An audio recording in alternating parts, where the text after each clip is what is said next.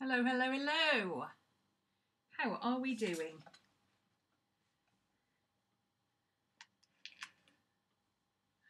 I just need to post to the Facebook page and I will be right with you.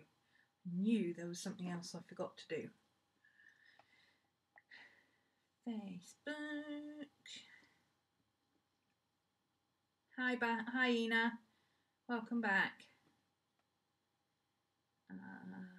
Post to my pages. That's not the one I want. That's the one I want.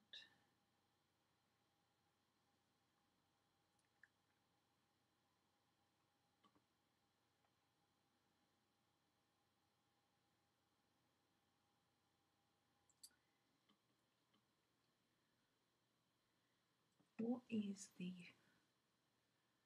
URL for this thing? There it is.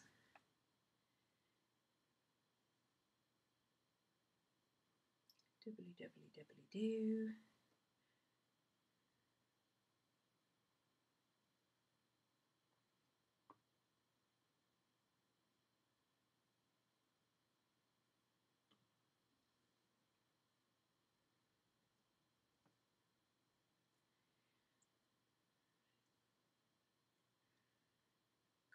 Could this thing be any longer? Live.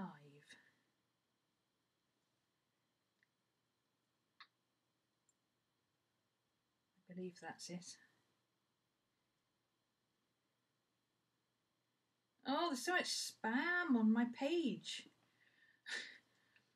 I swear, looking at my page on Facebook, or I'm on the One Book July page on Facebook, it's like this much of it is just spam after spam after spam after spam from Facebook.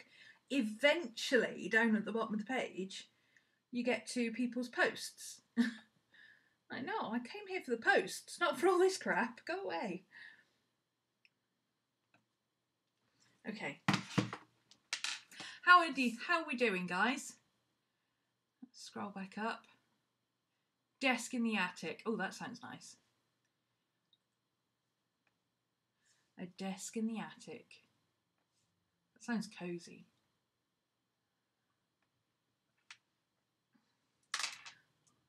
Let's see if I can move that over just a tiny bit. Hello, hello, hello.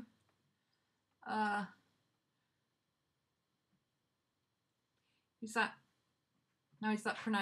actually pronounced Jesus or Jesus? Duarte. Hello. Nice to see you. Oh, you're Abigail. Hi. Hi, Brenda.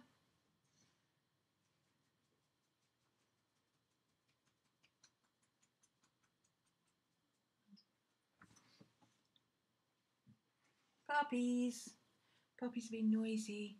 I just wanted to do a roundup for One Book July because, man, this year's been crazy.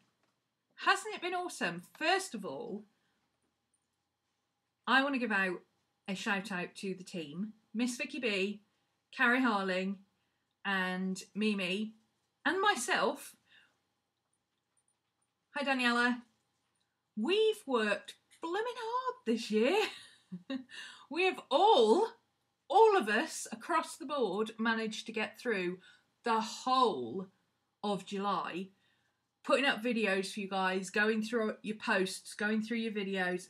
Trust me, it's not a small job. It's a huge job, even between four of us. We struggle because, you know, they've all got families and kids to worry about, and I've got a full-time job that I need to do, you know. It's very stressful. And if you didn't see Miss Vicky B's announcement the other day, go and check out her latest video because she made a special announcement the other day. I won't tell you what it is in case you haven't seen the video because, you know, spoilers, sweetie. But given her special announcement that she has made, I'm impressed that she's made it all the way through July with all this heat wave and everything that we've had. Carrie didn't get sick. Yay! Go, Carrie! Mimi, bless her heart. I said, do you want to be in on this? Do digital stuff, please. Here you go. Dunk in the deep end. And it was basically sink or swim, and boy did she swim. She took it, hit the water running, and just kept going. Yeah, we've all done really well this year. I think we all deserve a pat on the back. And another shout out to you guys, because crikey, how many videos? Nearly 200 videos this year. And we've still got people saying, oh, I've got to catch up on my videos. I've got 2 filmed, I just haven't uploaded them yet. I can't believe how much we've got. It's crazy. Plus, our YouTube channel, our dedicated YouTube channel where we were going to do updates and things like that. We really wanted to get it to 1,000 so that we could have our own URL. Hello, Seattle. We could have our own URL. We could have our own community area. You know, there's lots of things that come along with being able to have a full 1,000 followers on the channel. It's not monetization because it's only playlists. We've all got our own videos and our own places, just like you guys have. But if we just wanted somewhere central where everybody could go, okay, One Book July, where do I find all this stuff? And just be able to point people over there you go. And then from there you can find all the awesome community members who do videos every year. You can find us guys, you can find what we're doing, you can search for what you want, and it really is a great resource. We almost made it to 1,000, we're at 936. 936. That doesn't sound like a lot, except that we started with 7, and 4 of us, 4 of those were us. Yeah, we started with 7, so I think we did all right there. We did okay. Still need another 70 people to be able to get our community tab and everything going, but you know, it's probably best to be able to do that after the fact, ready for next year, rather than in the middle of the month when we're trying to do loads of other things. It has been another awesome year. Yeah, year 5, can you believe? 936 is amazing, yeah.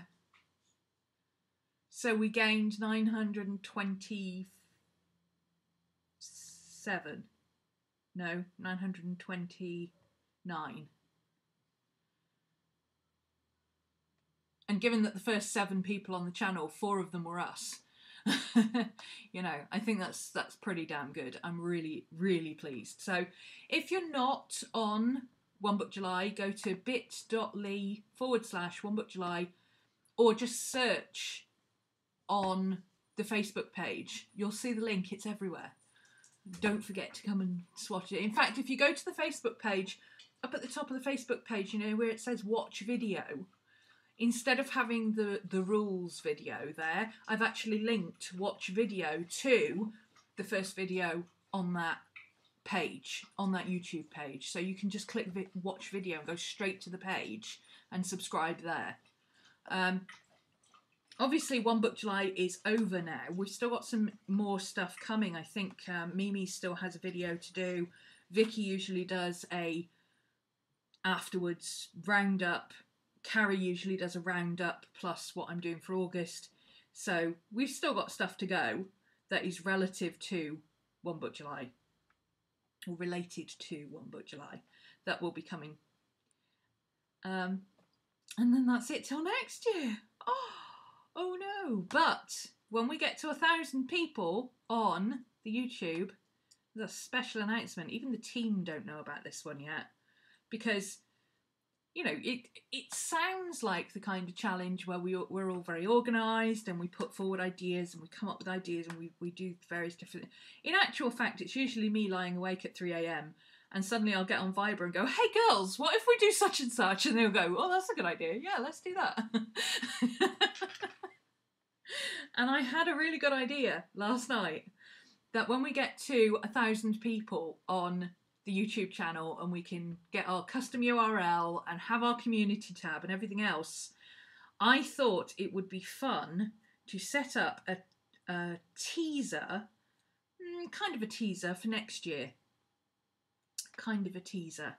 A little mini, not really a competition, but brainstorm kind of thing. I can't really tell you without telling you.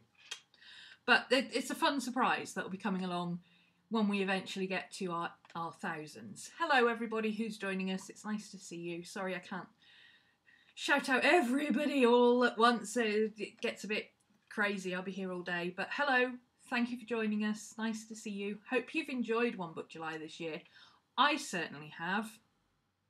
I completed my challenge. Yep. I can't remember what Mimi said her challenge was going to be. I know Vicky didn't complete hers, but she decided early on that the planning bit wasn't going to work for her, and she changed it, which is kind of what the challenge is about. You know, start off with something that you've thought you wanted to try, you're not sure about, give it a good go, and after 10 days, if it's not working for you, it's not working for you. Move to something else, try something else. You know, you haven't lost anything. It's only a couple of days. So Miss Vicky B has learned that she does not like digital planning, but boy, has she creating those notebooks. I think she's up to about 15 different notebooks now in GoodNotes. She's gone a bit crazy with it. Carrie completed her challenge. Not only did she manage to reorganise everything on her phone and have a clear out and everything else she was trying to do that she normally does at this time of the year, she completed all her videos as well. Well done, Carrie.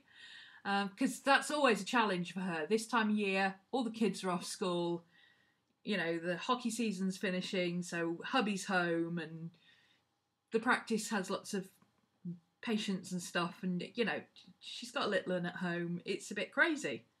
So, well done, Carrie, finishing all your videos this year. That was her challenge, and by Jove, she did it. And I went completely digital for the entire month. I did say at the beginning of last week that I was seriously, I wasn't considering, I decided I was going to go back to my journal. Let me grab said journal, 1 second. Let me grab it. And as you can see, here's journal. I love digital, I do, and I've always been a digital girl in that I love my tech, you know. I don't think I know anybody who's got as many phones and stuff as I do, because I just never let them go.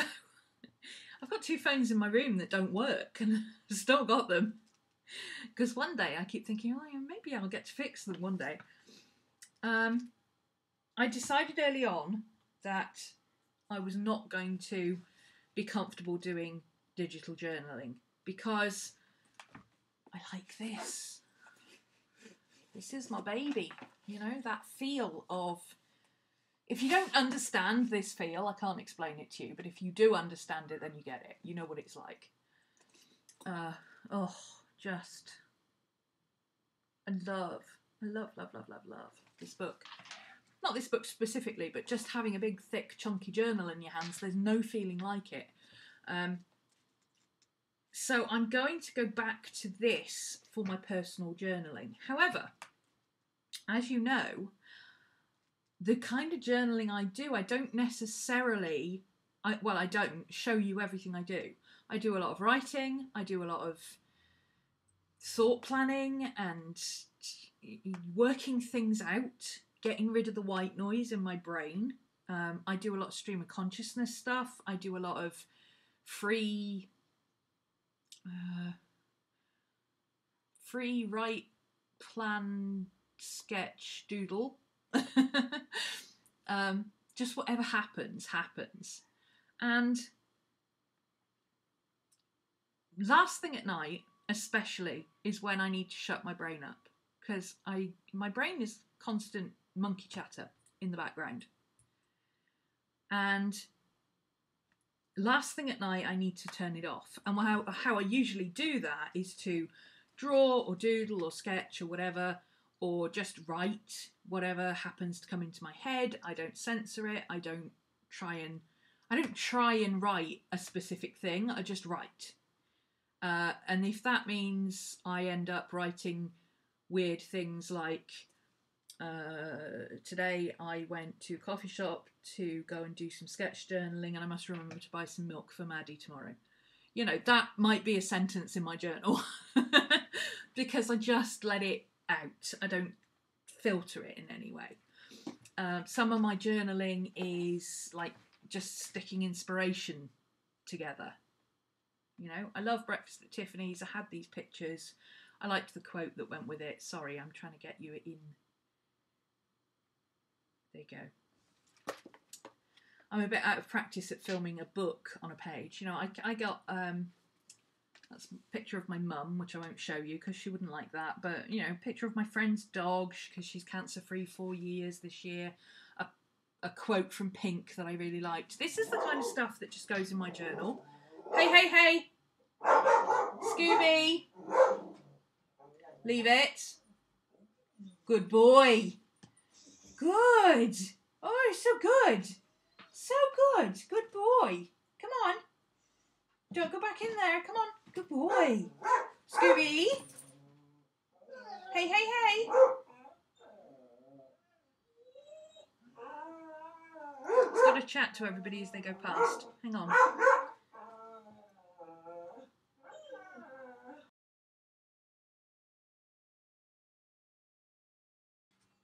Here we go. Come on. Stop it now. Your face is making a noise again. Stop it. Where was I? Yeah. This is going to be my personal journal, I think, that I'm now going to... You probably won't see much of it, in all honesty, because I think the stuff that I do that I share with you guys and I put on Instagram and stuff like that, or that I video, it's far easier to do it on here.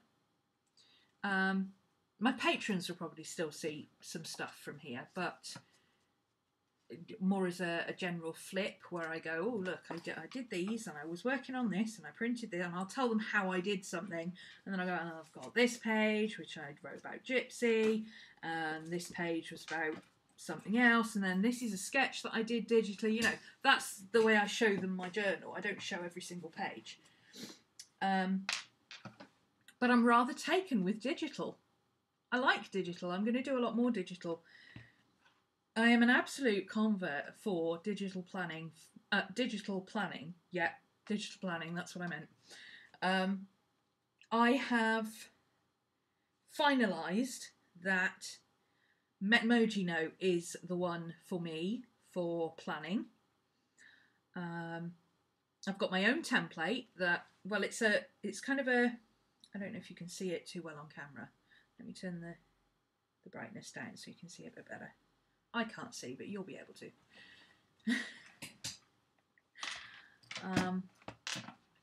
Actually, hang on. I did this earlier on my... Ooh, hang on a second. I did this earlier on Twitch and it worked. Let's see if it works on here.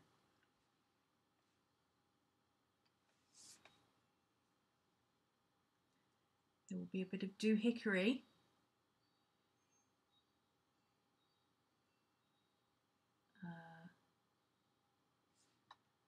Main camera, that bit there. Okay.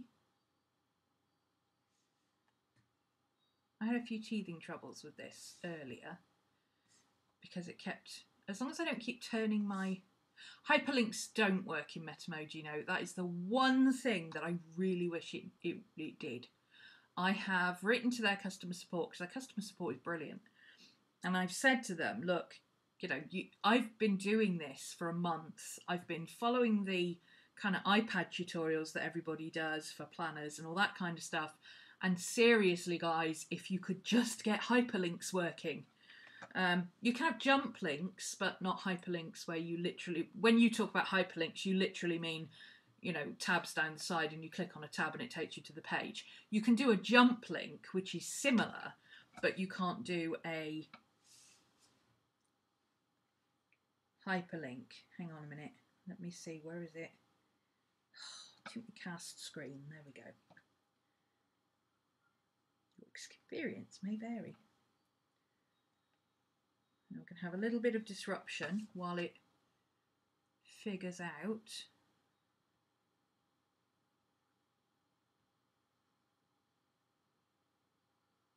Okay, that's the window we want.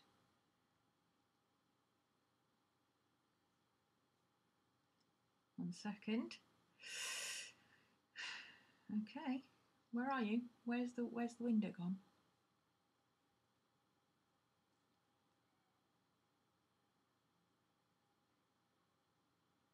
I really hope they do have plans for it, because it would make so much difference. It really would.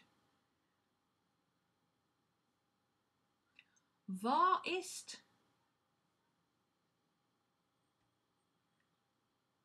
Why is that not opening? 1 second, sorry.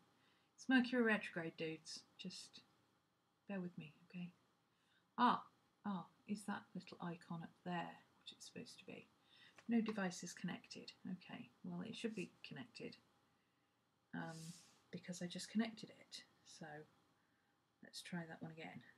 Cast screen. Oh, I didn't hit cast screen.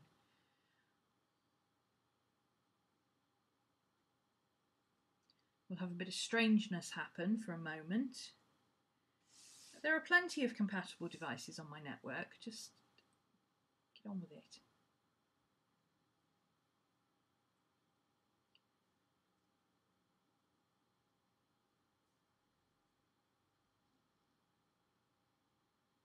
Here we go.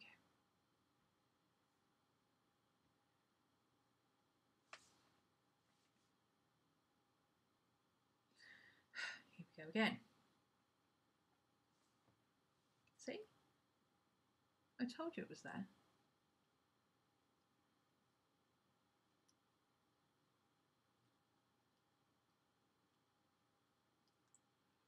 It doesn't want to do it. It doesn't want to play, and I'm not up for messing about with it. So we'll go back to the original plan. You're just going to have to deal with it like this for now. I was going to do a screencast, but it's not having it.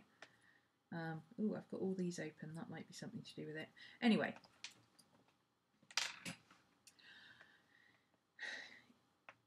This is a template that has it's originally an A4 portrait template.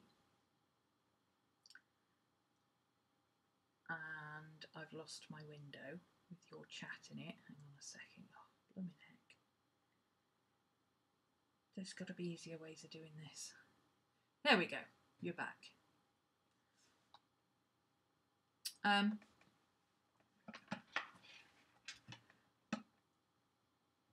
the side it has hourly and half-hourly blocks, and instead of putting it on an A4 portrait, which would be that, I put it on A3 landscape, so that if I have to print it out, I can print it out on A4 and I'll get a better resolution. Double the size, better the resolution. I don't envisage having to print it out, but you never know. And also, it's obviously, with it being A3 paper instead of A4, A3 is much bigger, it's twice the size, so I can zoom in way closer and still be able to see, you know, I'm not getting pixelations and all that kind of stuff. So that has been an interesting thing to figure out, is that in order to use your digital planner effectively on an old screen, if you want to be able to print it out or use it close up or anything like that, then you're best off making it double the size. The time blocking method works well. I've started putting my to-do lists in here. I haven't ticked those off. Those were on yesterday's list and I did them all. So I literally just go through and tick things off like that. Twitch, I did that this morning, and we did some Artflow stuff. I have a sketch movie from there, which I recorded, and that means I can put that in here on Friday.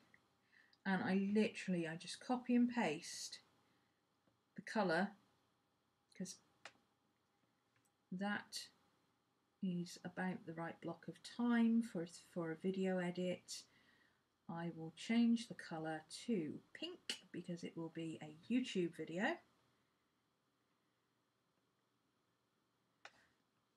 And then I will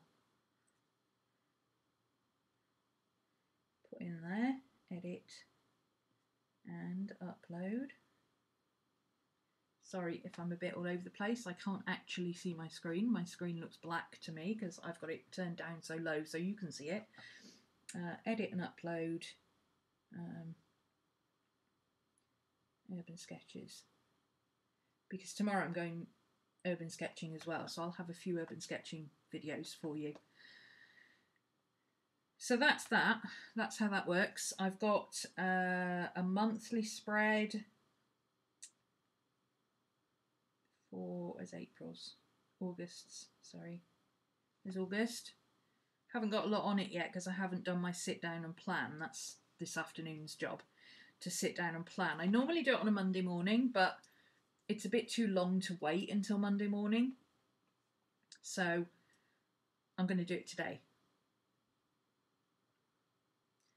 So I've already put in all my astrology stuff. I've already put in my urban sketches stuff. I've just got to work out when I'm doing my live streams and things, and when, after that, when I'm going to do my editing and YouTube. So that's that working, and I think I'm a convert to digital planning. I love this, not least for the fact that this particular program, Metamoji Note, works on all of my devices. I can have it on my media phone, I can have it on my iPhone, I can have it on here, I can even, screencast it to my Mac. It works great. I really like how it works. It's £15 a year or £2.50 or something a month. Obviously it's cheaper to buy the whole year for the storage, but if you don't think you're going to need a lot of storage, then I wouldn't bother. If you already pay for something like Evernote, or you have the old Dropbox, like I have the old style Dropbox where the more people you signed up to it, you got like half a gig, 500 megs, I think. My Dropbox anyway is about 25 gig. I've got about a quarter of a terabyte in my Dropbox because so many people signed up, because when it first came out I said, hey, this is really good, sign up for it. And everybody still uses it because Dropbox is integrated with everything now. So if you've already got storage, I don't think you need to store anything on here other than a backup unless you want to. If you think that you're probably only going to use a planner, you probably just do it a month or two at a time. You're not going to have a big archive of stuff or anything like that. I wouldn't bother with the storage, because even with all the stuff, and you've seen over the month how much stuff I've got in here, if I go into the add-on store, mine is due for renewal today, so it should tell me, yeah, purchase £2.48 or £14.84 for the full year. But even with all the stuff that I've got in here, I'm currently only at 100 of 2,000 megs. So 100 megs of 2 gigs. If you upgrade, you get 50,000 megs. That's not right, is it? Yeah, it is. 1,000 megs is 1 gig, right? You get 50,000 megs if you upgrade to the full year's purchase. But honestly, with all the stuff I've got in here and all these A3 pages and stuff, every single one of my pages is A3, and I've got large size high quality photos in here, I'm still only using 100 megs on the storage. So I don't think it's necessary to have the storage unless you're going to be using this exclusively. If you're going to be using this exclusively and you say a student going to use it on an Android tablet, like I've got an Android tablet with an iPhone, so that would be a valid use for it because it works on both devices and you can log into both and share the storage. Perhaps if you're a student in that situation, a year's worth for 15 quid, 50 meg, 1,000, that's a pretty good deal. if you've already got something like Dropbox or Evernote, or I've got an SD card in here, I don't think I need that storage, so I may not need to pay it again. I purchased it last year. I had a year's worth of storage and it just ran out last night. But as you can see, after a year, I've still only used 100 megs. I don't think it's really necessary to have any more storage than that until you're into, I would think I'd be into 3 years worth of planners and notes before I'd be that far. And there's no way I'd keep 3 years of stuff in one program. I'd delete it far before that, or move it, or archive it, or something. So that's Metamoji Note. Definitely worth it. It is very good, but it doesn't have hyperlinks. Let me show you the jump links. It's a little bit slow because it's trying to synchronize.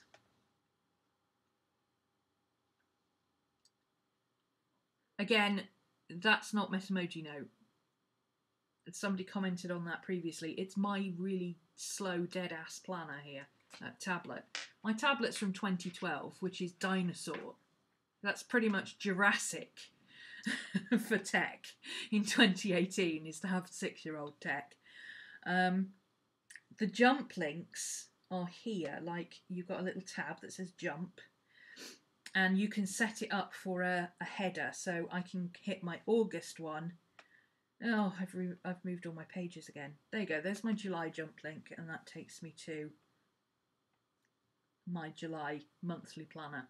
So I've only got my monthly setups in here, which I've moved around again because I got rid of the happy planner, not the happy planner, the passion planner stuff, and went back to my old format. So I'm going to reset those. But I didn't even know they didn't work, so that shows you how often I use them. I really don't feel, for me, that there's a need to have that, because you can come in here and I can straight away, just by looking at that column there, I know it's not easy to see on the screen, but just by looking at that column there, it'd be better if I come down here. I've got to play that game of trying to show you what I'm doing without everything being in my face in this camera.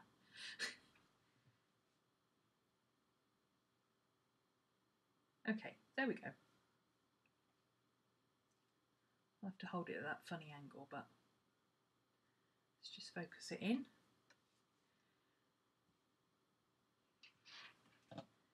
So I can come on this bit here and show all the pages.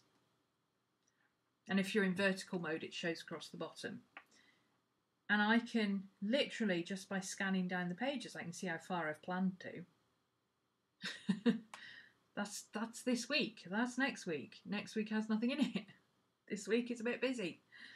I also put in these from the Passion Planner, which are the monthly roundups. I haven't really used them yet, but it makes it easy to see where the end of the month is, which means that the next one is the monthly plan. And then it's easy to count from there. Okay, I want week 3 of August. So 1, 2, 3, that's week 3. So it's not the end of the world if you don't have jump links, I don't think. I don't think it's necessary. That's not true. I don't think it should be a deal breaker. If you want to try it and see if it works. And let me refocus this again.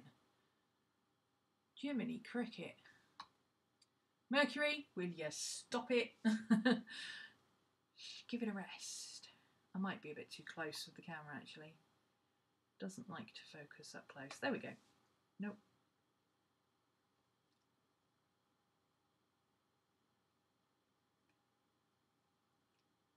There we go. Hey, we may have it. We may have it. Okay. So the way I've got mine set up here, I have, these are folders, these are notebooks, and these are random notes. So these are actual notes. This is a PDF that I imported, which is some instructions. I've got a plain grid paper note. I always have a spare plain grid paper note because I can never remember where my templates are, even though I've got a folder named templates. And I have a test note that I just use. It's just somewhere quick and easy to go into to just start, you know, messing about with, oh, what happens if I do this? How do I do such and such? Without having to create another one and then move everything about, and, you know, it's like grabbing a scrap piece of paper. I have an archive here which probably needs emptying out by now because it's my old version of my planner that I was using up until July. And that's it. I also have some PDFs and some regular notes written in there. Now, my regular notes, I have been using Metamoji Note, but I've also been using Incredible because this, I don't love it, but it has a few functions that the other one doesn't have, such as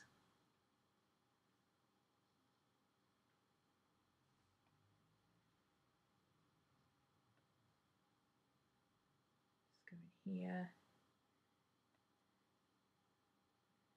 There's the pages. Let's add a page.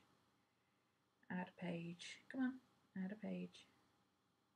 I don't like how clunky this interface is. It is very clunky, but once you've got through the setup of the interface, using this is actually much better than writing in Metamoji Note. The writing itself is very similar, but you have all sorts of clever little doohickeys like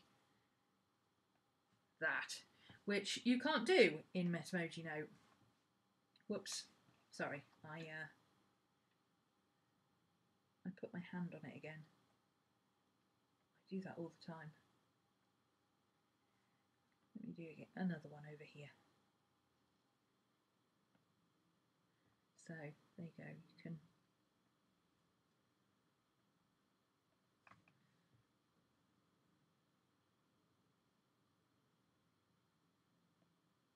you can do all that clever stuff that you've seen people do in GoodNotes, and, you know, create diagrams and all that kind of stuff. You cannot do that over in Metamoji Note. If Metamoji Note had ink to shape and hyperlinks, it would pretty much be the most perfect Android note-taking app there is. But until such time, I'm going to keep using this because I like the fact that I can draw proper circles. You do have to pay for this if you want the ball pen, but if you're happy writing with the fountain pen, you don't need to purchase it.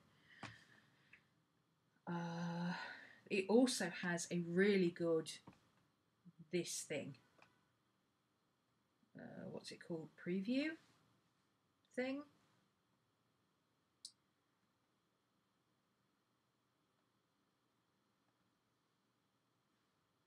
Is that what it's called? Preview something or other, with the hand cover, so you can... Ooh, that pen's a bit thick.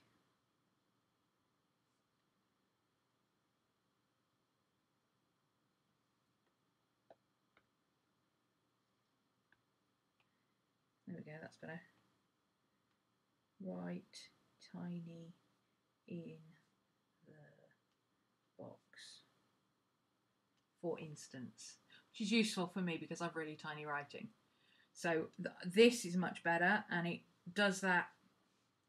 I can't remember what they call it, but I call it auto scoot, where you get part way across and the blue box appears over here, and then it's got the end of your word. So when you get to the, like if I'd written box and that was the end of the line, I'd have box here, but then it would come up with BOX here, and it'd be blue, and you just literally go from there to there and continue writing, and it takes you across the page. So that is very convenient. Again, it's not without its downsides. I don't like the fact that it skips a line every time it moves, so you have to keep moving your lines up. But it also gives you a chance to reorganise, I guess, as you go. So, yes, pros and cons. But those are the two I'm using for notes. Metamoji Note for my planner, and Incredible I use to write my notes, and then I store my notes in Metamoji Note, or organise them in Metamoji Note, and then when I've got a full set for a particular thing, I move those across into Evernote. Export them as a PDF when they're finished. For my... Hey! Stop it. For my sketching. Now, for my sketching, I have become a bit of a... Oh my god, I love digital sketching. Hey! Scooby, stop! There might be somebody at the door, hang on. Scooby, stop! Stop!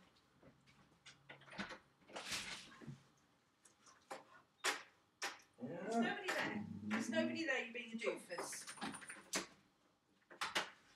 Try not to be an idiot all your life. Have a day off, yeah? Have a day off. Never work with children or animals. It's chaos here today, I tell you. Urban sketching. I'm going to have to move this back over here now because it's starting to annoy me. Digital urban sketching is fantastic. Great, now next door's chickens have started. Can you hear them as well now? That's just what we need. Why can I not get this to be in the middle of the screen? There we go. Digital urban sketching is wonderful. When I go urban sketching, I tend to suffer with decision paralysis. I think a lot of people do, where when you first want to get packed up ready to go, you try very hard to be organised and you try to have just a, I pick up my kit and I go, you know. But it's not that easy because you pull things out of your kit or you take your kit out of your bag and you realise when you get there that you haven't got it with you, and or you haven't got your pen or you haven't got your paints, or, you know, you are in that mood where you don't know if you want to watercolour, but you also don't know what you do want to do, so you don't know what to take with you because you won't know until you get there what you want to do. Arty people, you know, we have that problem. And I really do get decision paralysis to the point where I will literally just take the same thing with me all the time because otherwise I'd never get anywhere. I just take my 4-colour ballpoint pen and my pad and my little tin of watercolours, and I hope that that will do for the session that I want to do. And if I want to do anything extra, then I just have to hope that somebody will have some coloured pencils or some pastels or whatever, if that's what I decide I want to do while I'm there. With this, I don't have to do that. As long as I've got this and this. This is not an Apple Pencil, by the way.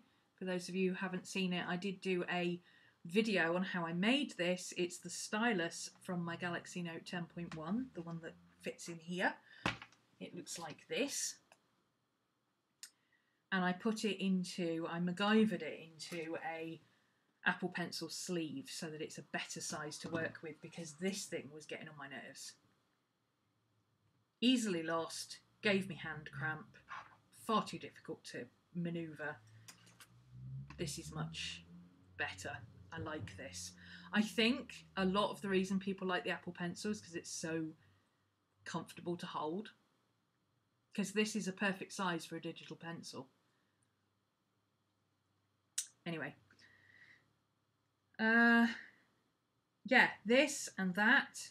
And I don't even have to think about taking camera equipment, because that's the other thing. I'm the vlogger for my group. So normally I would have to take my tripod so that I could put my board on it so that I can put my book down so that I'm hands-free, so that I can record with my phone, because I do video recording with my phone, and then I've got to have my clip for my phone so I can record myself. And you just end up carrying so many things. Any of you who've gone outside to do any videoing will know how much you end up taking with you. All the leads and batteries and stuff that you take with you, because you don't know in advance what you're going to need or how long you're going to need it for. So you have to take a spare battery because you don't know how long you're going to be filming for, and you might need another battery. And then you have to take your lead in case, you know, there might be an opportunity to top up. So then you would just recharge instead of using up your battery. That, you know, these are the things you have to consider. So with this, I don't have to do any of that. All I need is this and my phone. My phone I use for videoing other people, videoing the location, doing B-movie shots, all that kind of stuff. And my actual sketchbook stuff, I film on my tablet with this. I actually put one up on my Instagram yesterday, I think. Might be the day before, I can't remember. I went to sit in a coffee shop and have a coffee and just draw the inside of the coffee shop. And I thought, hey, I'll give it a try and I'll try recording the screen. And I recorded a time-lapse. I've been using up until this week, I've been using Autodesk Sketchbook, which I swear by. It's a really good program. You can open PSDs in it. You can save PSDs. This is the sketch I did the other day. But see, I journaled on my sketch. This is where I was going with the whole some digital journaling, is I journaled on my sketch instead of journaling when I got home because I didn't want to split up the journaling and the sketch, if that makes sense. Anyway, and if I really want this in my journal, I can just print it out, which is what I've done with the previous pages that I did as digital journals. This saves as PSD, it exports and imports PSD, it works really well. It does have a few really, really annoying things that you cannot stop happening, one of which is that the rotation of the canvas, it's either off and you can't do it at all, or it's on and you keep doing it accidentally, because whenever you put your hand on here, anybody who's seen me drawing live, well, every time I put my hand down, it does that. And it swings across, and I'm like, well, no, I want it there, and I put my hand down, and it does it again, you know. It was driving me insane. So I went on to Google Play Store to look and see if there was an app that was in any way close to Autodesk Sketchbook, because Autodesk Sketchbook is really good. And what I found was Artflow 2. Now, I purchased Artflow Original, Artflow 1, I suppose you could call it,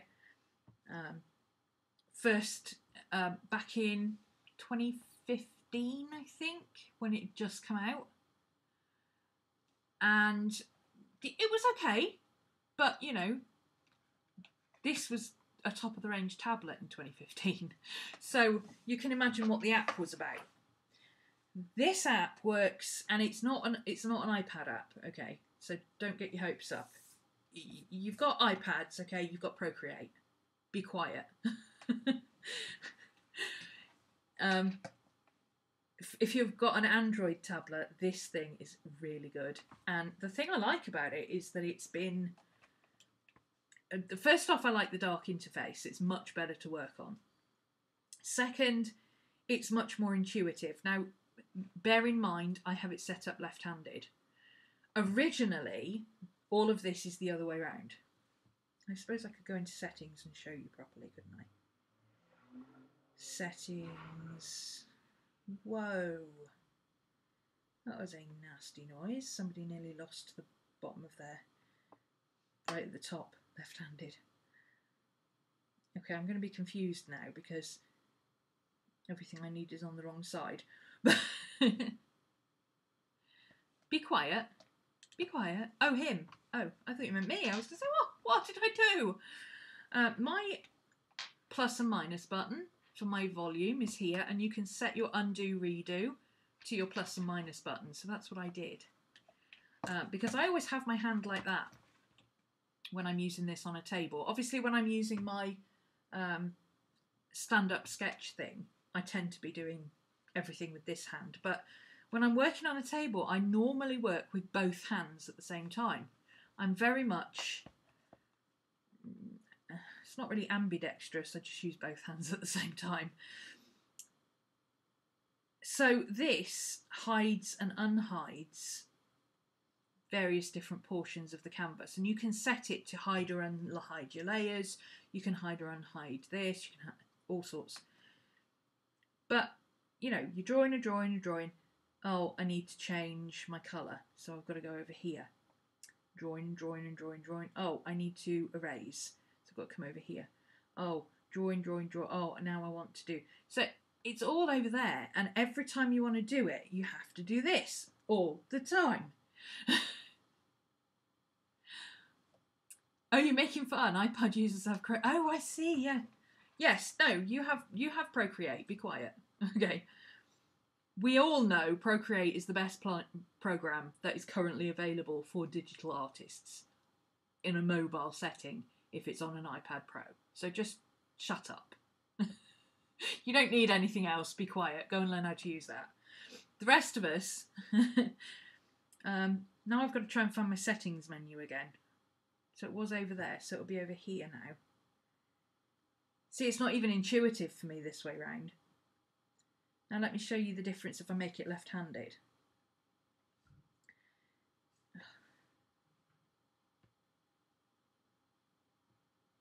Okay, now I can use my thumb to toggle my panels on and off, which means I can literally go straight in and change my brush like that.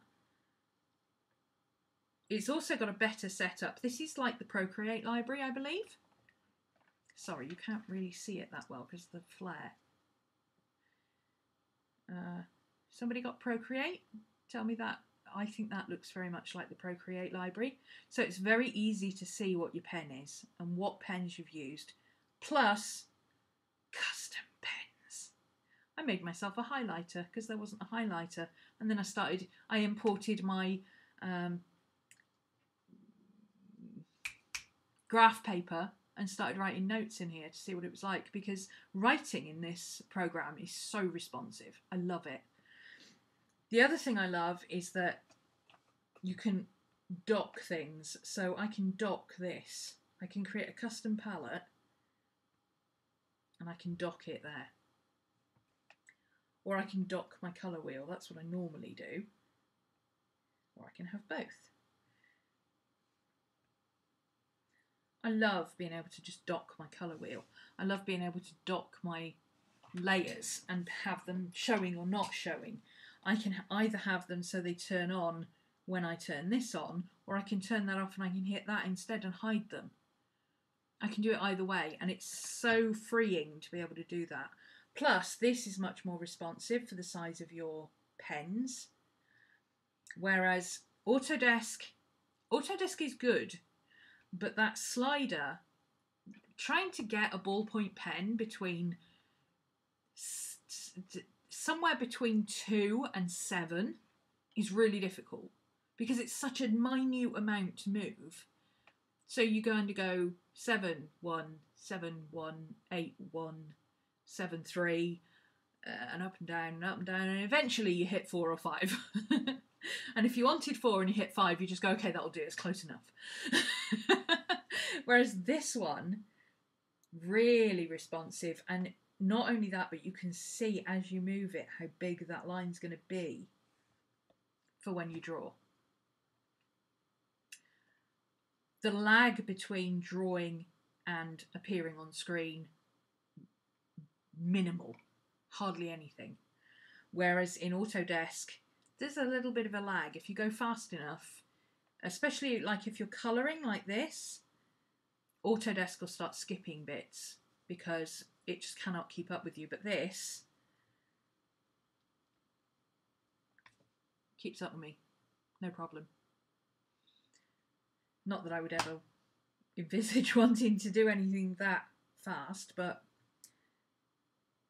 responsiveness is a huge thing when you're talking about this kind of stuff and you're wanting to work digitally, because like somebody said the other day, one of the things that really she said, you know, I don't think I'd have the patience for this. Everything takes so long to load or unload or respond or whatever, and that is the key, having a program that responds.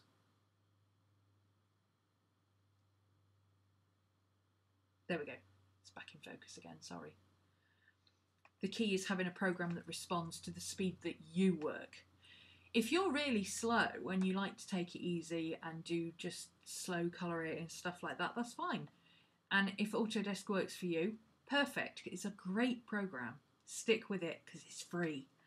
This is not free, you have to pay for it, but you can try it for free. I believe it's $5.99 $4.99, $5.99. Was it the program or your Samsung? It's a bit of both. My Samsung is not as responsive as it could be because it's only got a gig of RAM, bless its little heart. It's not got the best screen. It's only a 1280 by 1280 by 800 screen. It's not even HD. It's not even 1280 by 720. Bless its little heart, it's on its last legs. It struggles, okay? It struggles. It's getting old. However, a good, lightweight, easy-to-use program speeds it up enormously. And it means it makes it that much more responsive. It's kind of like if you took an old lady and you gave her a shopping trolley with a slightly wonky wheel and not a very good handle, then she's going to struggle. Even if she's sprightly and fit, she's going to struggle. If you give her a brand new shopping trolley that's all got the best gadgets and got those fancy wheels that go round and that go round in a sphere instead of shopping trolley size, and you know, it's got a good handle that her little arthritis hands can hold, she's going to do much better. She's going to be walking fast. She's going to be, you know, out zipping around doing her shopping because the tools she's using are better equipped or better adapted to what she needs. And I think that's the thing. Artflow is better adapted to this type of tablet. Autodesk Sketchbook is a desktop program like Photoshop that has been turned into a mobile app. Artflow is and always has been a mobile app. And I think that's the difference. This started as a mobile app and it has grown exponentially with the technology available. And it's never really left technology behind. It's always been able to do the basics and then they just keep adding to it. Whereas with things like Autodesk Sketchbook, when they brought out the new version, sorry, I keep sticking my hand in the camera, don't I? When they brought out the new version, they aimed it at people who had Android 5 and above. And they aimed it at people who had iPhone 10 and above, or iOS 10 and above. And for those who are, you know, regularly renewing or updating their tech, which the vast majority of people do, saying that you're using a phone on Android 5, people look at you and go, "You're what now?" Because that's like Jurassic, you know. This isn't even Android 5. This was Android 4.1 until I jailbroke it and turned it into 4.4. You know, you've got to have a bit of know-how to be able to get it to work this fast. But it can't work Android 5, and most apps require Android 5 that are rebuilt. New apps coming out, whereas this one, like I say, this particular app has been around since 2005. It started with old tech and they've added to it, as opposed to starting somewhere in the middle ground and then going, oh, it's not compatible with them. Oh, well, we'll drop down the specs on this bit and make it compatible with Android 5, but we're not going any lower because nobody's got a tablet that old anymore. You know, and I'm sat in the corner going, my tablet's 6 years old. 6 years isn't a long time. I've got shoes older than that. Anyway. Yeah, this I really like. And I'm going to show you this as well because the one thing that lets this down is the gallery organisation, because there isn't any. Autodesk Sketchbook has amazing gallery organisation. It's fabulous. You can drag and drop things, you can put things in folders, you can link files to other files, even if they're not in the same folders, rename files, everything. In here it's just like, yeah, it's in here somewhere. Good luck finding it. So, bloody door. Hang on a minute. Like we could do a circus here today. Quiet, boo. Quiet.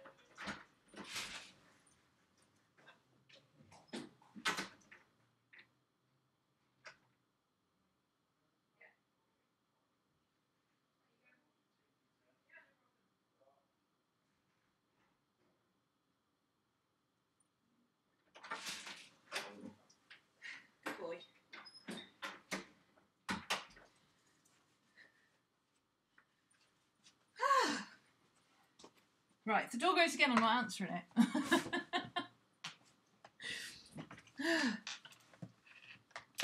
Sorry about the glare, I can't seem to get rid of that bit. Yeah, the gallery, you're stuck with this. Of course you can, this is only the stuff that is currently in edited layers. So this is your Artflow files. So for instance, if I open this one, oh, that's asking me to save the one that's there, that's okay. If there were layers in this, and I could open it up, there you go, there's the layers. Okay, so it saves it as a PSD file style, with layers and everything. Also, if you have custom settings or anything like that, it'll save that. Maddie, what are you doing? Oi!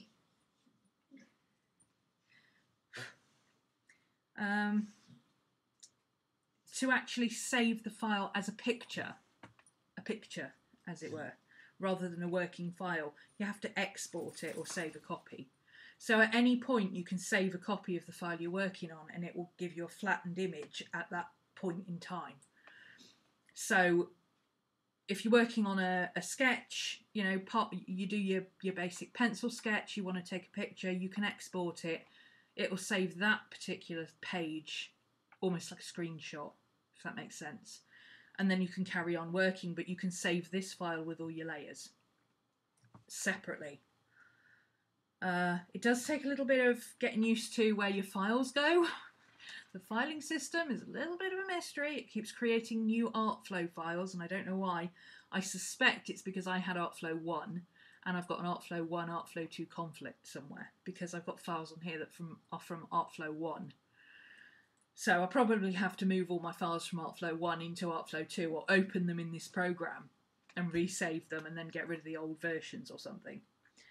Anyway, something that everybody really liked on this morning was this option, which is a mirror option.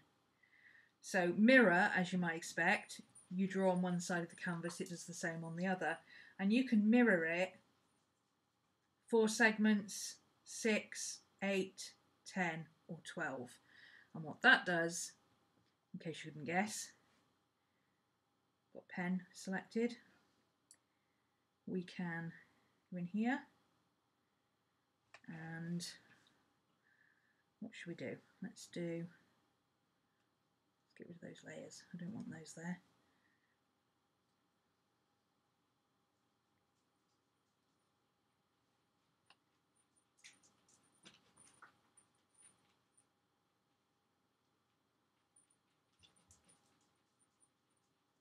Now you can't do that in Autodesk.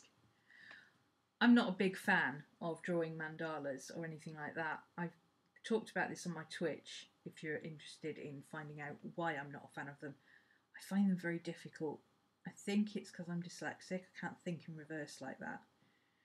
It drives me a little bit bonkers. But it also kind of confuses me that I only have to draw half a shape all the time. But if you want to draw mandalas, you know, Ina was like, ooh, I like that. Ooh, I've never drawn a digital mandala. She was very excited this morning when she saw that one.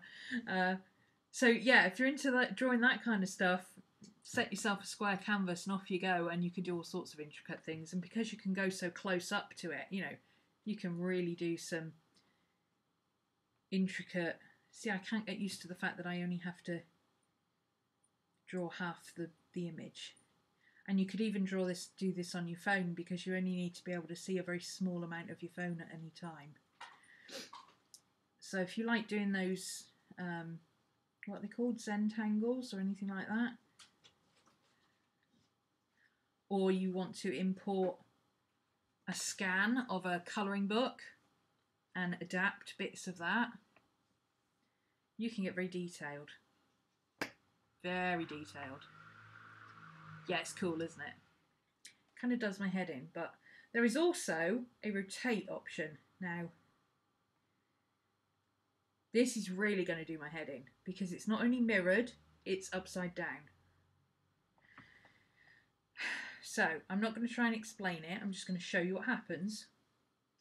Here is the rotate options. You've got all these different points. So if I move it just up to 3 points and I draw in this corner,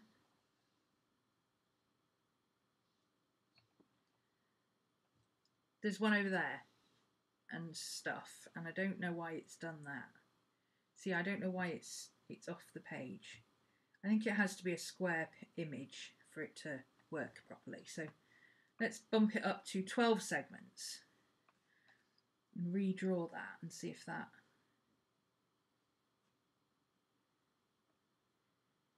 See, my brain can't even comprehend how that's working. I don't know. I don't think I'd be any better off if I tried a new image and just did a... Here's your presets. There's a 2560 by 2560. I'll save that one. Okay. Maddie, shush baby. I'll put the rotate on. I'll bump it up to 12. And I'm going to draw an arrow in this corner facing upwards.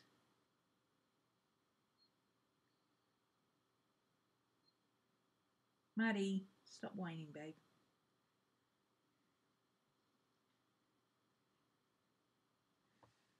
I don't know what that does, or how it does it, or why it does it, or anything. It just, I mean, the basic stuff like that works, but then when you start drawing... Will you stop? Be quiet, you're being naughty. You're being naughty. Don't be a brat. The door's open. No. Quiet. You're being a brat. Mummy's working. Good girl. It's park time. Let me see. If I draw here, it's just so confusing to me. It just, everything is backwards and upside down. And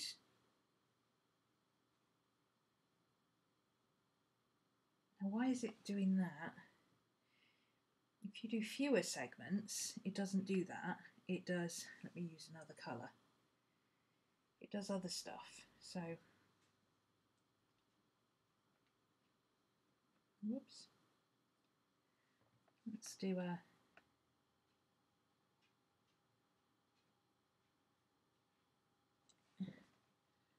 I don't get it.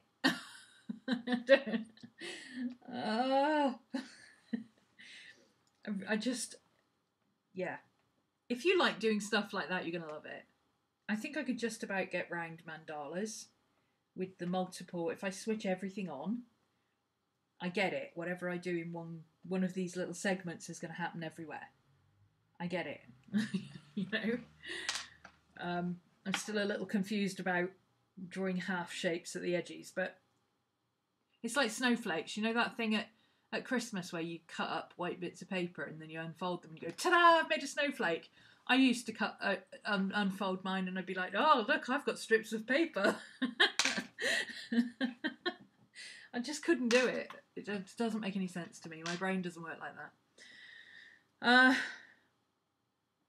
Another thing I like about this program is that the smudge tool is not universal. You select your brush for what you want, and then you use your smudge tool, and you get different smudge effects based on which brush you're using.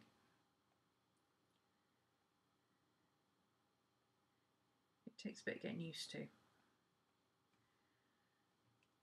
The blend is not as good as it could be, but it's okay. The main thing to remember with this program is that if you lose anything in the menus, hit the menu again, because that is the paint option, and oh look, there is another option. Gradients, for instance. You can use gradients. Can I do gradients with a... If I do... I don't know if this is going to work, so... If I do that, and then I use a gradient,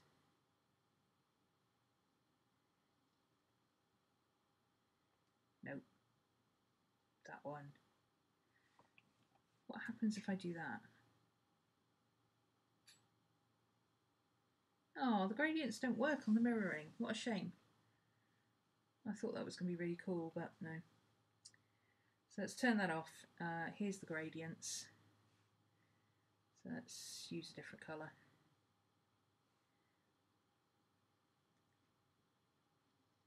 There you go. And of course you can change your angles, and you can have different modes down here. You've got a square radiant, you've got conal, you've got radial, and you've got linear. And here you can add more or less, and you can even create an extra dot in the middle and can have it, so you can have that way up there and that way up there, so you can have pink, pink, pink, pink, pink, pink, white. See, so it's quite good. It's quite good to play around with. I can imagine it being really good for solid shapes or backgrounds. Anyway, so that's Artflow. That's the program that I have started using for urban sketching, because primarily it's fast. There's none of this, oh, hang on a minute, I'm still working on the last thing you told me to do, like I get with Autodesk. And also, when you screen record, that's the other thing. When you screen record, your time-lapse options, you get options here. So again, you won't be able to see it, but here there's a number, and that is 1 times, 1.5 times, 2 times, 2.5, 3, 4, 4.5, 5. You can skip forward 5 seconds at a time. You can pause it anytime you want, which you can't do with Autodesk. You have to stop it, which creates like 6 different files. This one, you can have 1 file. So if you do something and then you realise, oh, I need to undo that and redo it because I did it in the wrong layer. Sound familiar? I do it all the time. You can pause your recording, undo, redo, and then restart your recording back at where you finished, and nobody would ever know that you'd done it wrong in the first place. Whereas Autodesk, you see lots of me undoing things because I did them in the wrong layer. Lock your layers, people. Lock your layers. Anyway, yeah, so Artflow, I'm loving this app. Like I say, it is a paid app, but you can try it for free. You just won't have as many brushes and you won't have as many layers ability. And I think there's ads in it. I don't know what kind of ads they are because like I say, I'd already purchased it. I had the automatic upgrade. I didn't even know it was there. Something else I'm using is Filmora Go. When you time-lapse stuff, and I had this problem with Autodesk with only being able to record at 1 speed. You need to be able to speed your videos up in order to put them on things like Instagram. I can record a 10-minute video on this and shorten it to 2 minutes by recording at 5 times the speed. That's maths even I can do. 10 divided by 5 equals 2. You're going to be left with a 2-minute video. That's still a minute too long for an Instagram post. It's not too long for Instagram TV, but it's too long for Instagram post. So you add your video in here, and mine's already set up. I've got all my different places where I can import or export from. You go into Artflow, you pick your video. My video is 1 minute 30. It tells me here it's 1 minute 29, but it's 1 minute 30. So I add that video, and I go to my next screen, which is my edit screen, and I say, you know what, I want to speed this one up 2 times, 3 times, or 4 times. So I can have a 20-second video from what was originally well over an hour. That's a really powerful option. Yes, iPad users, I'm aware Procreate does that and it automatically records a time lapse for you. and it can automatically change the duration and blah, blah, blah. We've heard it, okay? Those of us with old tech who can't afford iPads yet, we're doing what we can, all right? I'm kidding. I'm so jealous of everybody who has an iPad. I want one.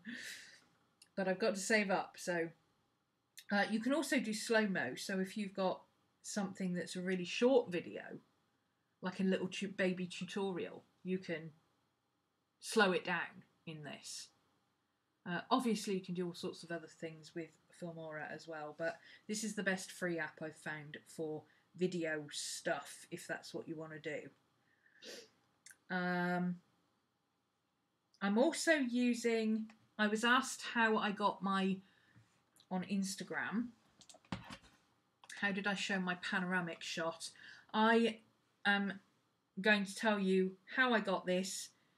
I got it from Rob Sketcherman. Rob Sketcherman is a god when it comes to digital sketching, digital urban sketching. He's fabulous.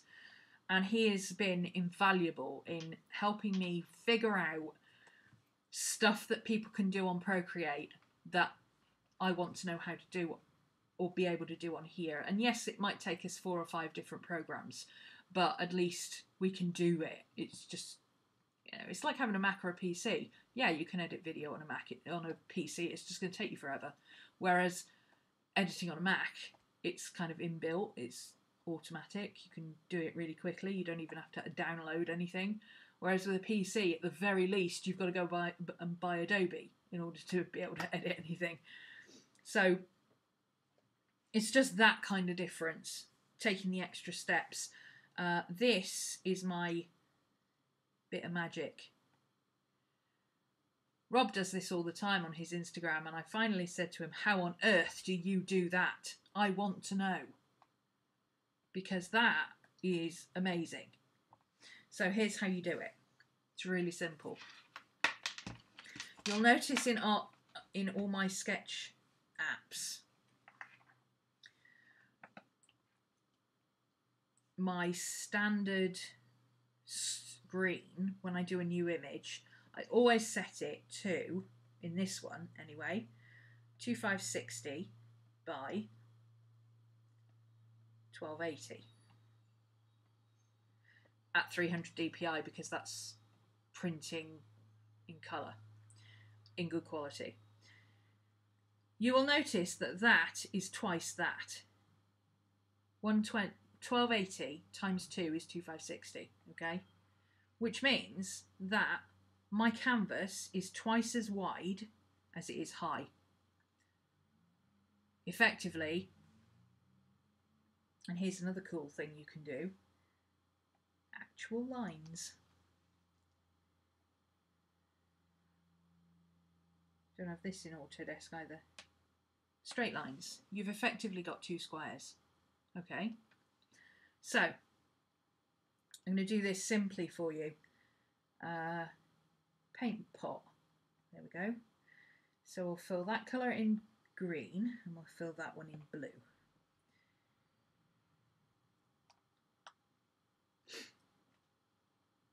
And then we'll export that as an image. So I'm actually saving it to my device. I'm not just saving the layers and stuff as a working file, I'm saving it as a printable, uploadable JPEG or PNG or whatever it is that it saves to. I think it saves to PNG.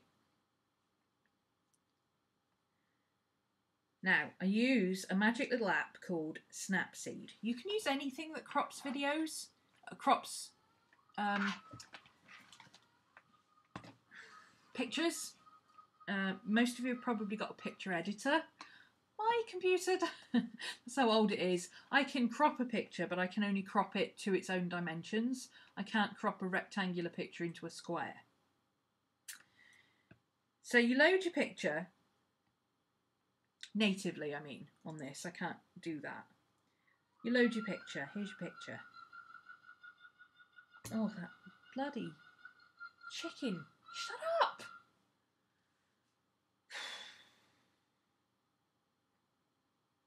We're going to edit it.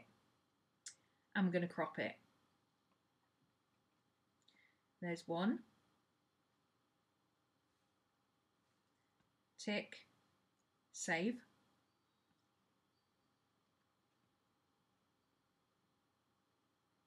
Undo. Edit, crop, select the other side. So you've now got 2 squares. Tick, save. And the magic is that when you upload it to Instagram and you do your, you know, you can select multiple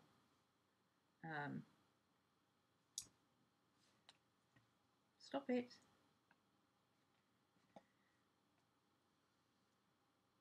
You can select multiple photos, okay? You have to remember to get them the right way round. So there's the left-hand side, and there's the right-hand side. And when you upload that, that will create a seamless transition. So this was one picture. This was the blue side of the the green side of the picture. This is the blue side of the picture, but because of the way that Instagram transitions, there's no seam. So you get to have a panoramic shot. Incidentally, if you take panoramic shots, instead of having them like this wide on your Instagram, because you had to condense them down so much to get them in the picture, if you cut them up into squares, you can do this and have a perfectly seamless panoramic shot that people can just swipe across. Okay? So that's how you do that. Thank you to Rob Sketcherman for that. Go check out his channel. He's fabulous. He's also on Instagram at Rob Sketcherman. I will show you his page. Here we go. Here he is. I go to his page a lot. Can you tell? Look at his digital sketches. Aren't these just amazing? I want to be able to do this. This is one of the reasons I want to be able to do all this stuff on my... Where's one of his multiple shots? There you go. So he's got a multi-shot there. He's got 2 on there, actually. I want to be able to do this. This is fabulous. And for me, it's so much easier than lugging around a load of art stuff when I'm out and about. The other thing is, again, for me, it's all personal experience. I'm not telling you that this is how you should do it or anything else. I just give you as much information as I can about what I've experienced so that you can decide. Sorry, I'll put my hands there so it's not blaring. So that you can decide what works for you. For me, I have days where I struggle to get about. And, you know, I'll drive to somewhere and I'll be fine, but I'll need to have a chair with me because I'll need to sit down, or I might have to carry my walking stick if I've got vertigo and I'm not very steady on my feet. The less I have to carry, the better, because I've always got extras. Some days I've got the dogs with me. And you can imagine those two, both herders, both idiots. One's dog reactive. One is just badly behaved. Maddie, she's not badly behaved. She's just very, very excited about absolutely everything. Everything is the best thing ever, as it happens. And Scooby is dog reactive, so it can be a bit of a battle. I don't want to be carrying around a load of stuff, especially when I've got the dogs with me, because I've got the dog stuff. On a hot day, at the very least, I've got a bottle of water that I'm carrying around for me and the dogs. And of course, dog treats and bags and everything else that you've got to take with you when you've got dogs. Then on top of that, you've got your phone and your keys and your wallet and everything else. I don't want to be carrying a whole load of art supplies as well. Thank you very much. And then on top of that, filming equipment, because this is my job, this is what I do. So for me, being able to carry this and just this and my phone is much better. This morning, and apologies to those of you who were on Twitch earlier, you've already seen this, but I picked this up at the beginning of the month. This I got on eBay from one of those Korean sellers who sells everything super cheap. I think it cost me about £2.50. You can get them in the UK, but they're a bit more expensive. This is, God, that chicken is driving me insane. That noise. How do you people with kids cope? Because that kind of noise going constantly would just... I'm bad enough when the dogs bark because somebody's at the door. This is a nice waterproof case because obviously I've got a protective case on this. Superb. It's great for writing on. I use it as a desk slope. It's got the fancy doohickey underneath. I've got my little strap thing that I use that I clip onto the back. You've seen it before. I clip on it on the back and I put my hand in and there you go. I can write on there. I can draw on there standing up. Don't need anything else. Perfect. However, I don't really want to be carrying this around with no protective cover on it. And even if it's got this on it, it's not waterproof in any way, shape or form. And the kind of rain we get is either that horrible drizzly rain that doesn't feel like it's doing anything, but actually, you know, you peel your clothes off and you're soaked through to the skin, even though you didn't realise it was really raining that much. Or it's absolutely torrential downpours that you don't want to be out in.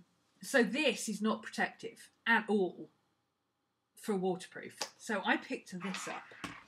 It's a very lightweight, very simple tablet bag. It's got the dual strap. It's got the opens at the side. Like I say, I picked it up from a seller in Asia somewhere. It's taken 4 weeks to get here. I did search for an iPad Pro 10.5 tablet case, waterproof tablet case, and I looked on worldwide, which is how I found this for about £2.50. The reason I got the 10.5 is because this is 10.1, so I knew the 10.1 would fit in the 10.5 case, obviously. But 10.5 is the maximum size I'm ever going to get if I upgrade, if or when I upgrade to an iPad Pro. I would never go bigger than a 10.5 because who wants to carry a 12-inch tablet around with them?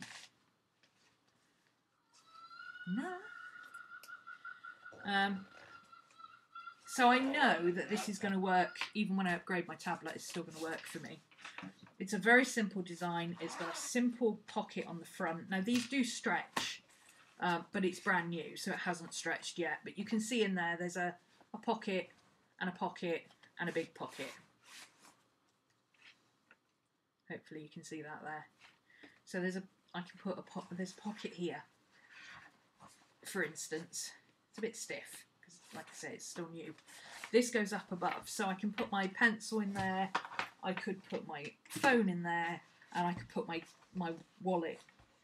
I carry a flat wallet, so I could put a flat wallet, or my card or something in there, and that is all waterproof then. And I think that is a really good option. I can hang my keys on here, you know, I've got a long strap, so I can wear it like a messenger bag. I can take this off really easily, or I can just shove this in the back here. So I can just use this as an ordinary waterproof carry case and chuck it in my tote bag. Either way, it works really well as a multi-function bag, so I'm really pleased with this.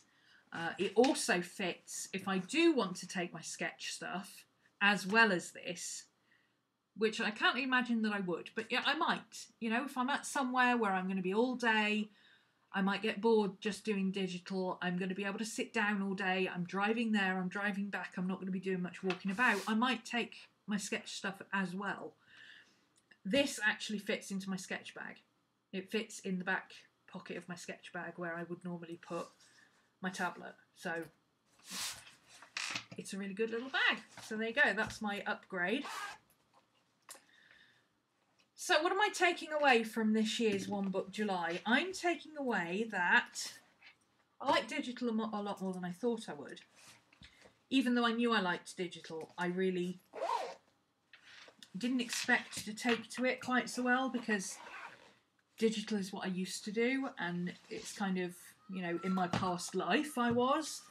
And suddenly it's come back into this life and I'm like, oh, I can do this and it's fun again. It's given me, as you know, obviously my job is making videos and drawing and art and streaming and all that kind of stuff, and I do a lot of illustration commissions and things like that. Being able to take the time to get this set up and working how I want it to work. Honestly, just spending the day seeing if I could upgrade to a higher version of Android to 4.4 so I could run a few more apps and do screen recordings was worth it for me. That bird, can you hear it?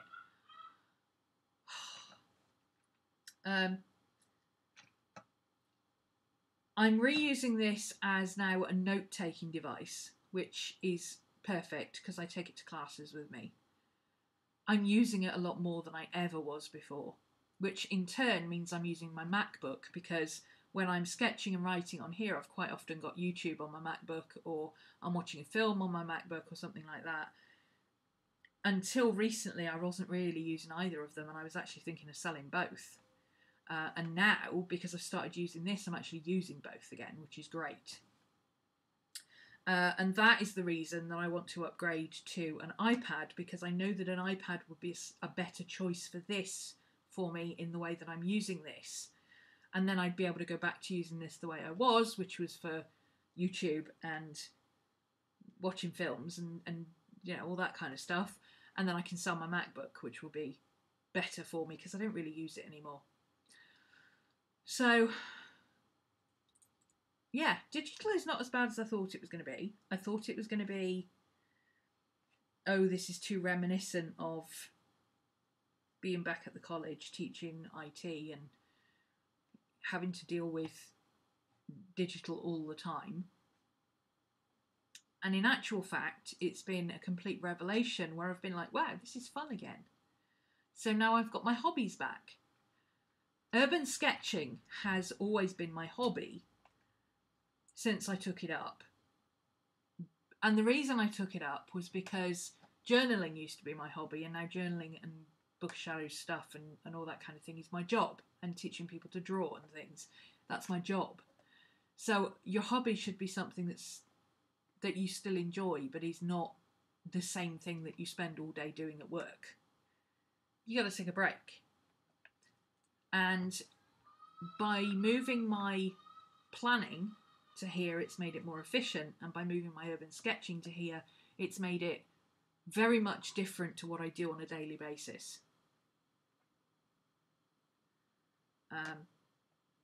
I also want to, and this is something that I'm getting more and more into, because I've learned how to print. That was another thing I was going to show you very quickly.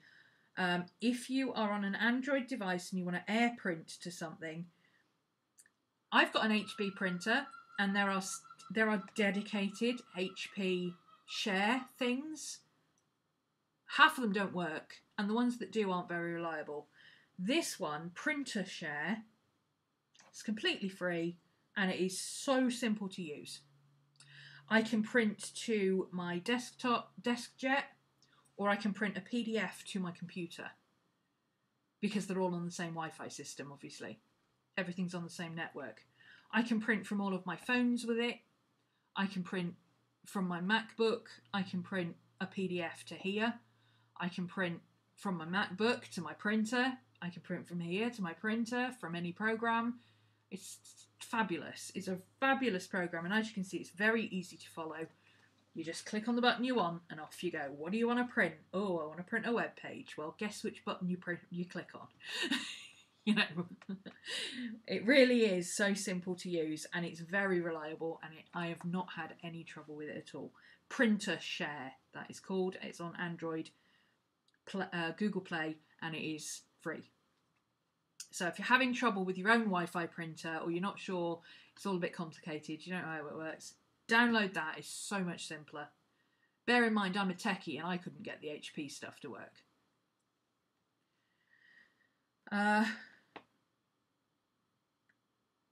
Other things, I think that's about it. I've talked to you about my widget before, haven't I?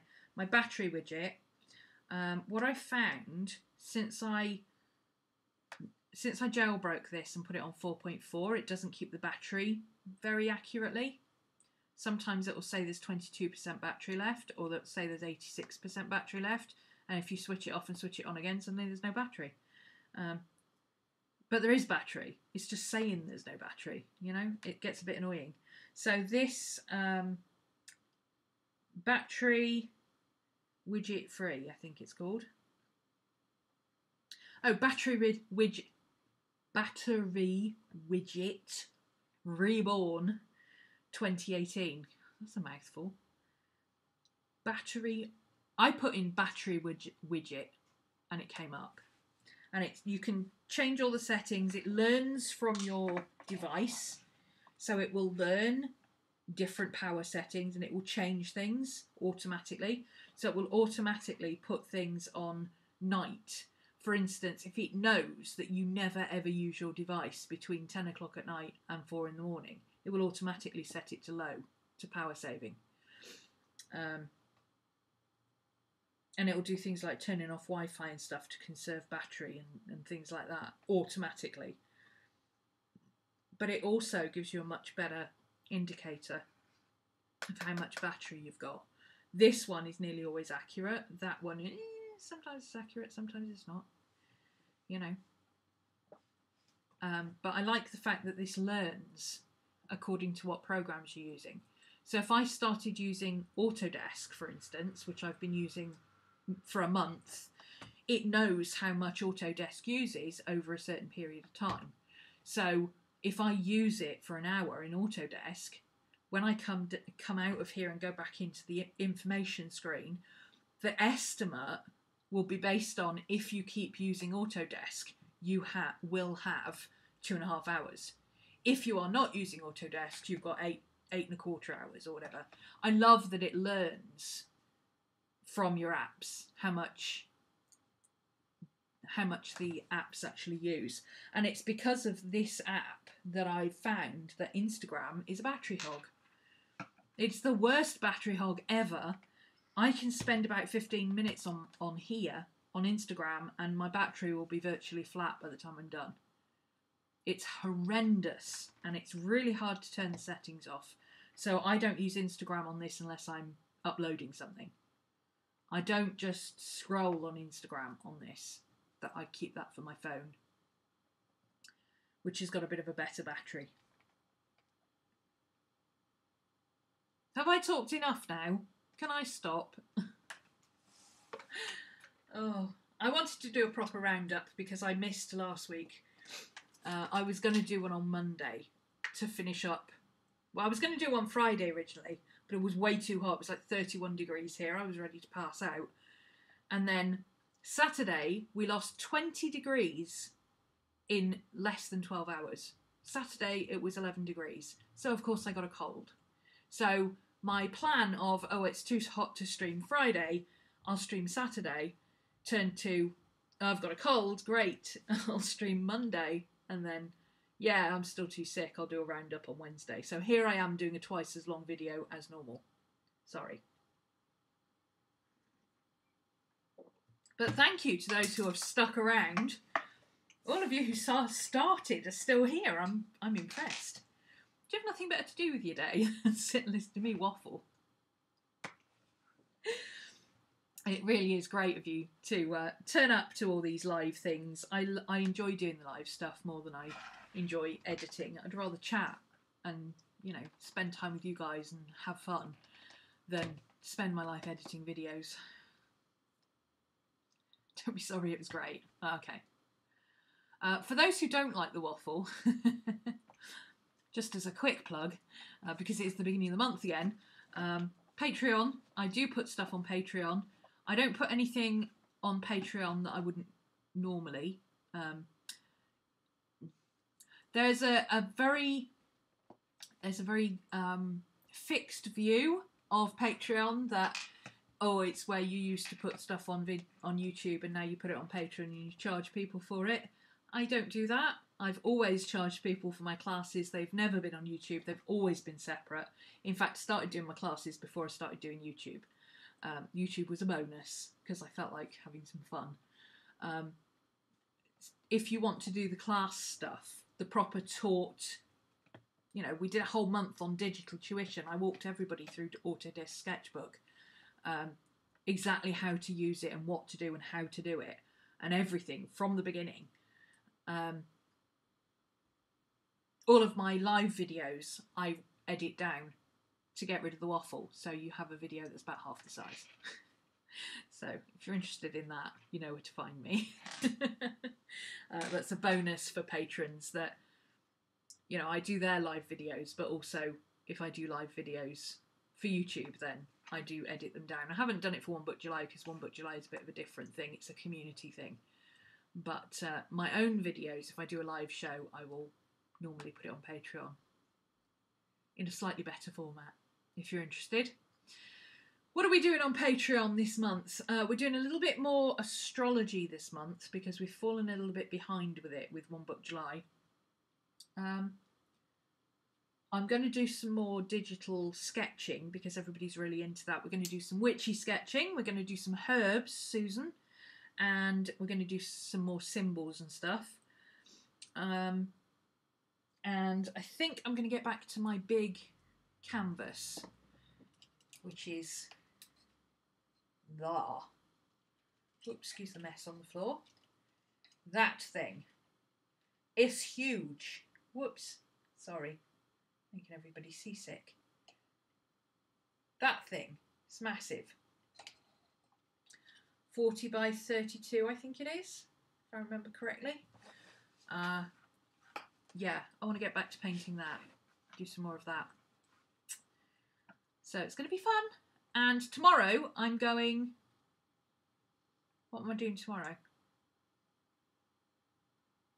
Oh, I'm doing some urban sketching because I'm taking the car in for MOT and I've got to pay £4 to get the bus back because the car's staying till Monday when it's due. He's going to do some work on it for me as well while it's in.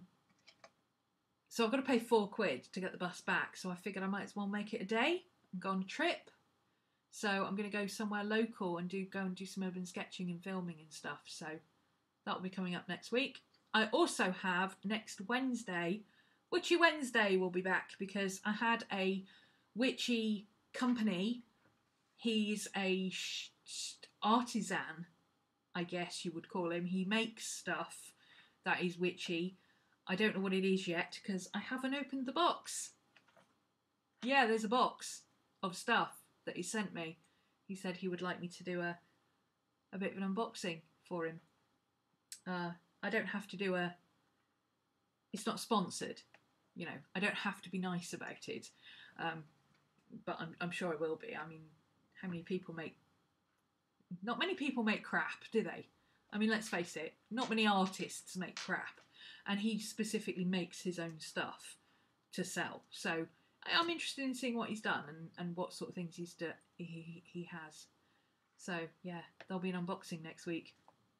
Do you want me to do it live or do you want me to video it and edit it? Please say you want me to do it live. I want to do it live. I'll probably do it live. I don't know what else I've got coming up in August on YouTube. I just know I want to do some more digital urban sketching, so I'll be getting some more of that up.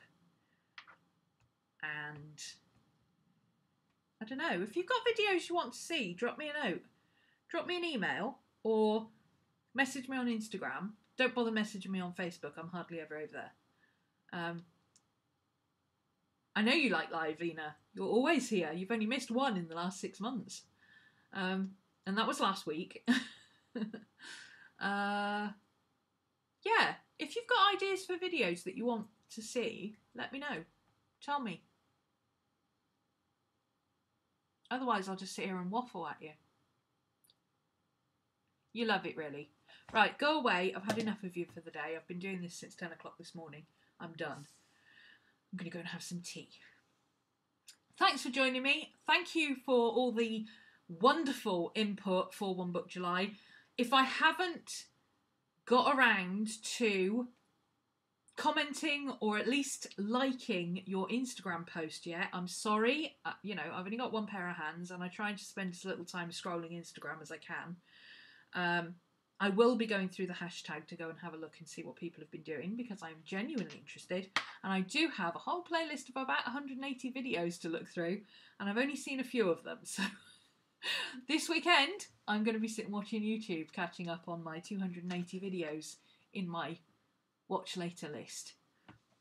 And hopefully, I mean, I can't possibly comment on every single one, but please know that we do appreciate that you do videos and you take the effort to put them up and you take the effort to share with people and you take the effort to go and make blog posts and stuff. Carrie's more of a blog reader. I don't read blogs very much, but I think Carrie's been through and read everybody's blog who's done a blog so far about One Book July. So yeah, we really do appreciate you all taking part, and we will see you all again next year when we do it all over again. And watch out for that special post when we get to 1,000 subscribers on the One Book July channel. Get people over there. Remind people. Get people over there. Share it. We only need 70 more people. And then I can tell you what the big surprise is.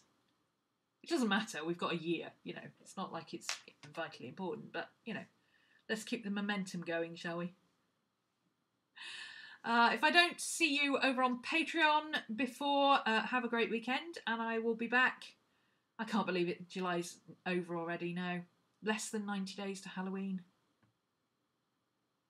I was thinking of doing a 100-day project from the 23rd of July. I almost made it a digital urban sketching project, and I might still, to be honest, because that would be a fun YouTube thing, or at least Instagram, if nothing else. Yeah, if I'd started a 100-day project on the 23rd of July, I'd be done by Halloween. But I didn't. I wasn't organised. I didn't get that far. Sorry. Didn't happen. Might still try it. Anyway. Yeah, if I don't see you over on Patreon, have a great weekend, and I will see you again here at the very latest next Wednesday when I do my witchy unboxing. Bye.